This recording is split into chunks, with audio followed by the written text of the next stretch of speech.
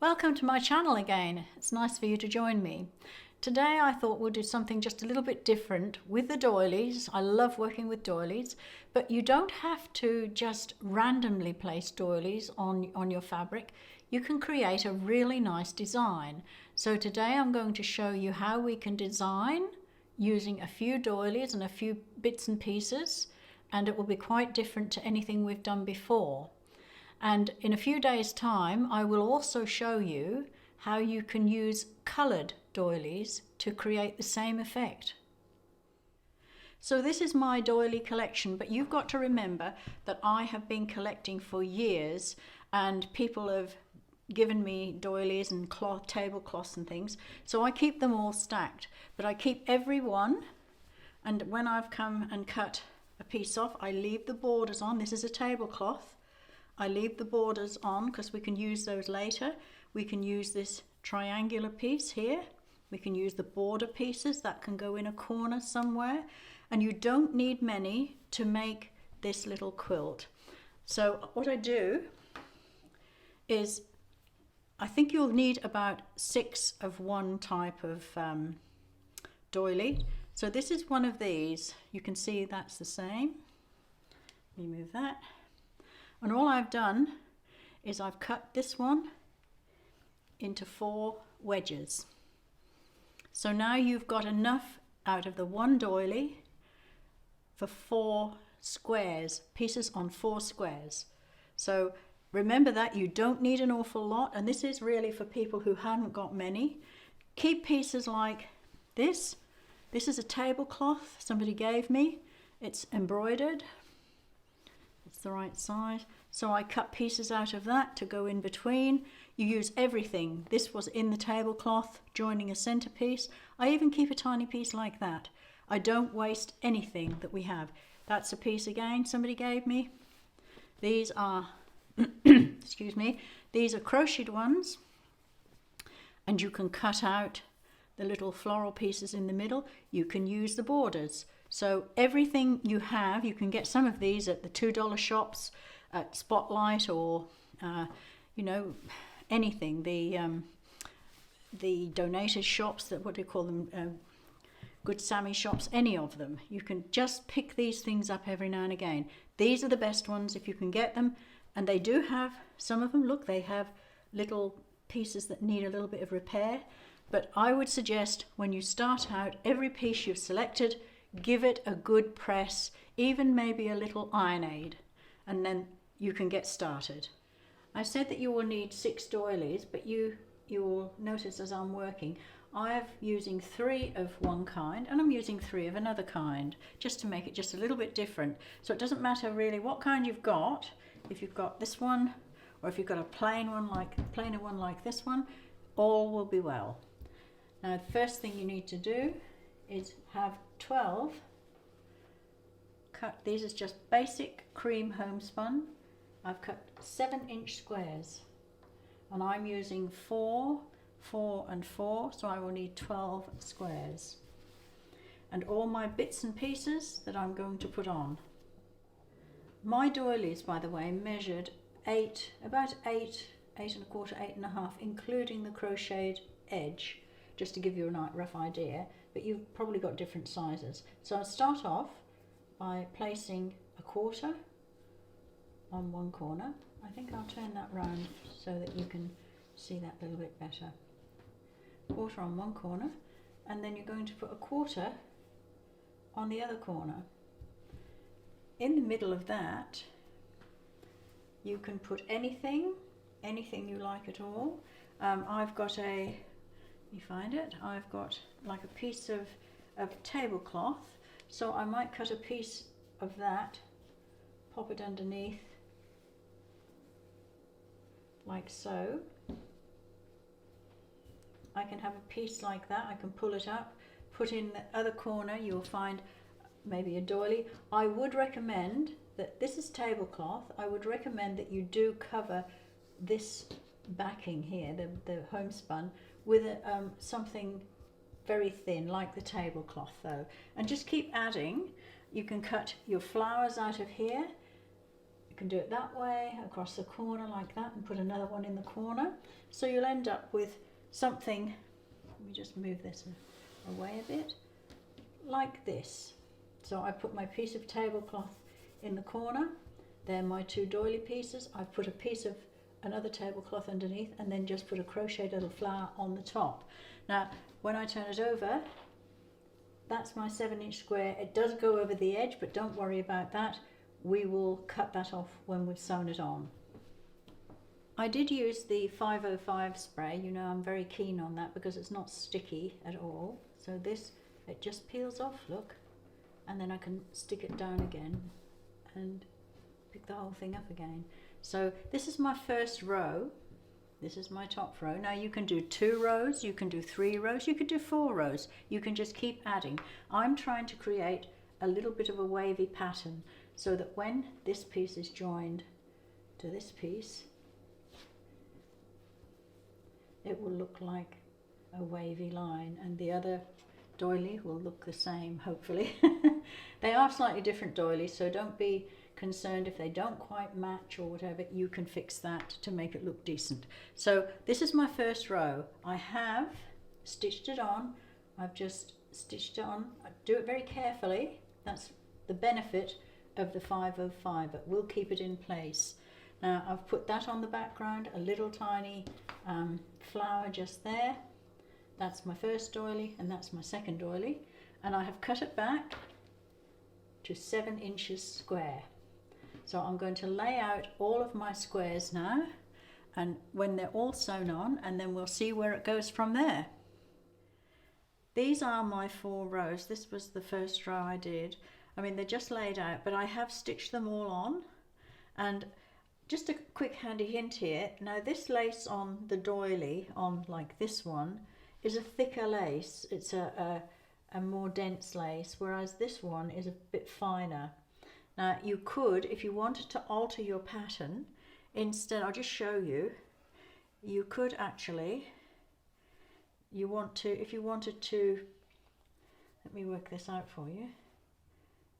Yeah, you could, if you wanted to make a firmer pattern with the doilies you've got. This thicker lace is the same as the other side. You could just use the one doily. I've got plenty of doilies, so I'm trying to use a bit of everything. But if you only ever had the one on your tablecloth, you see how that forms a firmer line than the 2 different ones, which is more, I don't know, it looks a bit more lacy, this doily. So the choice is yours. Whichever 6 doilies you've got, use them. So I've got them all laid out. I take a photograph once they're all in line, and then we're going to pin them together. I also discovered that with this thicker crochet around here, you can actually machine that on pretty close.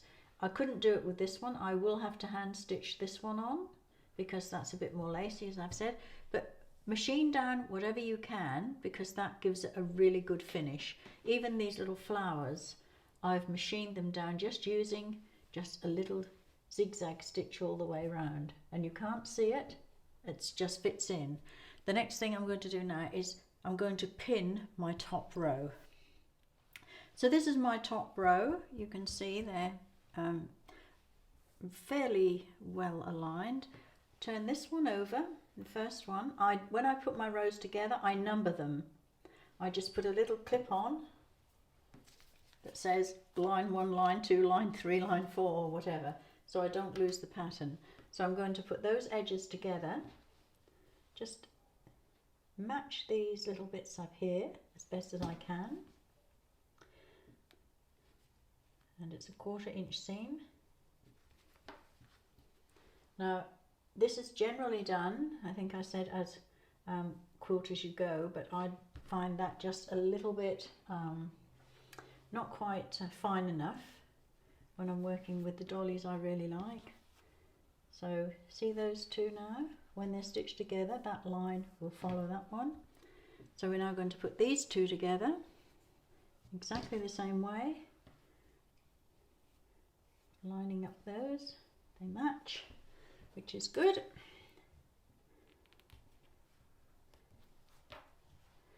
And this one,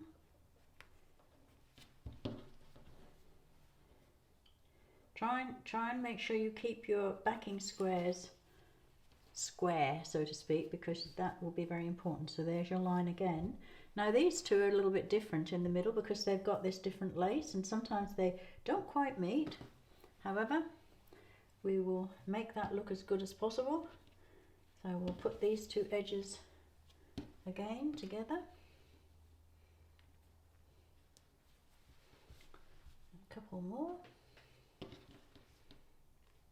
Take your time with it because it is a bit fussy, but the effort is well worth it. So well, it's not too bad. That line does match up with that. It doesn't look like it will, but it actually does. So that's the top line. I'm going to stitch that. Now, as I said, I always stitch my lace on at the finish because sometimes you might need to just bring a little bit in here or a little bit in there, and it's better to do that. I'm not a fan of hand sewing, as everybody who knows me will tell you, but it really makes a difference if you just make that extra effort. So there's my first line. I'm going to put my second line together in exactly the same way, and the third line, and then I'll be ready to join them on the long way, that way. I have joined them all together. I have also just zigzagged around the edge because these little pieces of crocheted work, I don't want them fraying when I join the next piece on. So I've opened my seams, pressed them open. Now I've used a generous 1/4 inch seam, which means I'll be a little bit shorter than if you had actually used just a 1/4 inch seam. So I've pressed it flat. So there's my 4 rows all together. Now I will end up quilting these very sparse areas on the quilt. You don't have to, but I like to do that. Just stipple it or something, and maybe, where are we here? Maybe a little bit, I don't think that really needs it, but if you find any other patches that do need it, then you'll stipple quilt in those as well. So that's our panel finished. You could add another row, as I said, or make it wider. I am just doing it in the space I have. So the next step is putting on a border. I have chosen just a plain, again, cream, the same cream that I had for the back, to go on. Now I've cut it 5 inches. I've measured along the long side. You do need to measure really because you might find your 1/4 inch seam is slightly different to mine. So I would advise you to actually measure along. I've cut 2 pieces, one for this side. Just pin that on. And I have just left the selvage on the edge there. And that one. And I'm going to stitch again using my generous 1/4 inch seam. I'm going to put that over there. I will do the same. I'll just move this down on this top side. So when I've got those two on, I measure from corner again to corner here, corner again to corner here, ironed out. When you put your first 2 borders on, always press them to the outside. I'm going to put those 2 on. So it will actually end up, this is very rough for you to see, like so. That border will obviously go out. It will be longer than that. Then I'm going to join the 2 on the side. And that will come straight to the end there. This piece here will go on here, just like so. And then once I put that border on, I don't really want to put anything else on, but I found some, remember we're using what we've got. I found this and I thought that looks quite nice on that. I want it quite plain. So I'm actually going to put a piece of this all the way around the edge. I'm just going to frame it a little way out by sewing a piece of this braiding that's got the same colours in all the way around. And when I've done that, I will come back, but I'm then going to sandwich my quilt, if I can get the word out, and then I will quilt.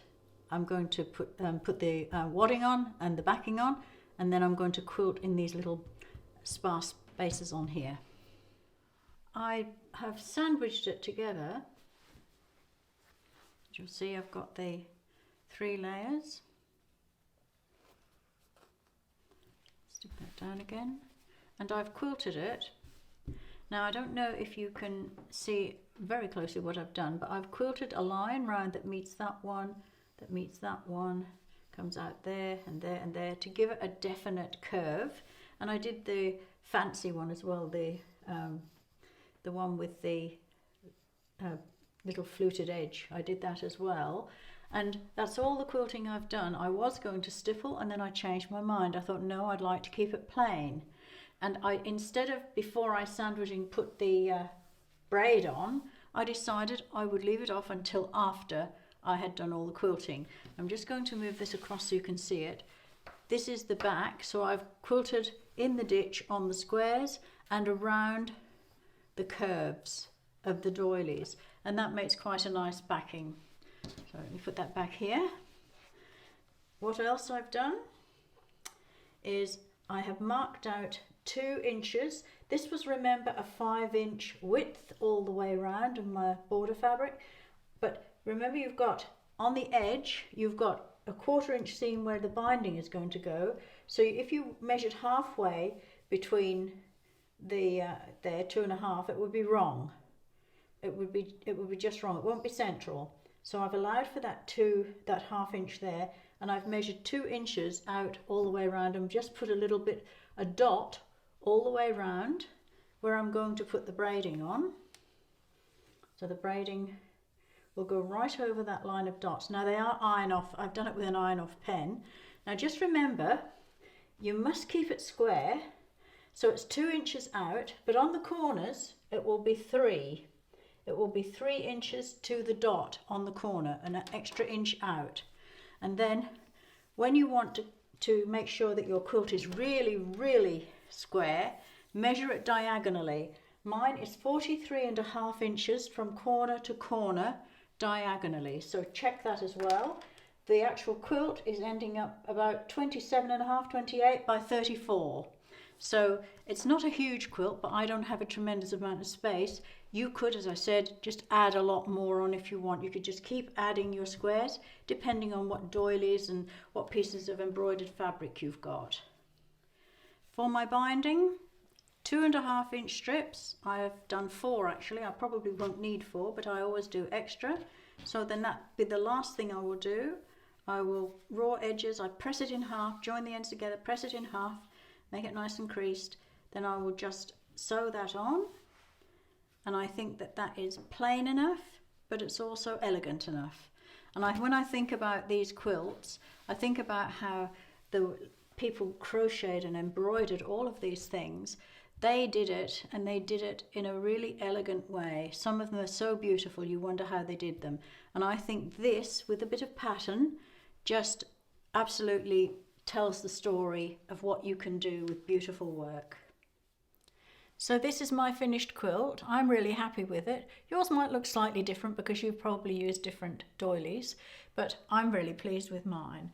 Now, in a few days' time, I will be putting out a very short video using coloured doilies to create a similar design, and I hope you'll join me for that. But in the meantime, give us a thumbs up and subscribe, and remember to press the notification bell. That way you get the videos as soon as they come out. So I will see you next time, and look forward to that little short video using coloured doilies.